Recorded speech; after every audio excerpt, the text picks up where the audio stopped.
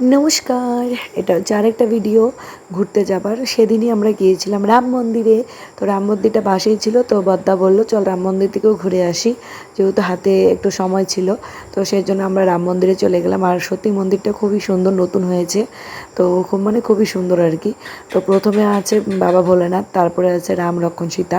তো আমি এর আগে কখনো রাম মন্দিরে যাইনি, ফার্স্ট টাইম রাম মন্দিরে যাওয়া। রাম মন্দিরে গিয়েছি নিজের রামের সাথেই। তো যাই হোক, এটা হচ্ছে ভোলানাথের মন্দির।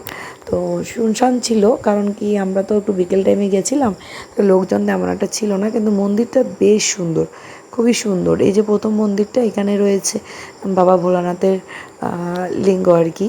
তো তারপর আমরা যাব আবার রাম লক্ষ্মণ সীতাকে যেখানে রেখেছে ওখানে। এই দেখো, এখানে ওয়েলকাম করছে আমাদেরকে হনুমানজি।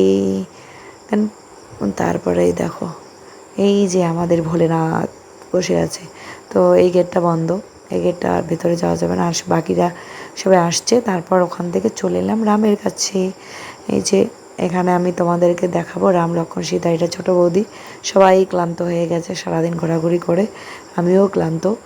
আর দেখো আমার কপালে টিপ কোথায় যে চলে গেছে, গরম, প্রচণ্ড গরম।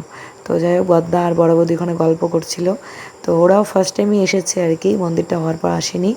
তো এই যে রাম লক্ষ্মণ সীতা, আমি সত্যিই মনে হয় কাছ থেকে এই প্রথমবারই দেখলাম। কারণ এর আগে আমি টিভিতে দেখেছি, এরকম করে সামনাসামনি মনে হয় দেখিনি। আর ওই যে তোমাদের দাদাভাই, তারপর এই যে আমরা সকলে একটু প্রণাম সেরে নিলাম। ওই যে ছোটো বৌদি ওখানে বসে আছে। তো কেমন লাগলো মন্দিরটা অবশ্যই কমেন্টে জানাবে।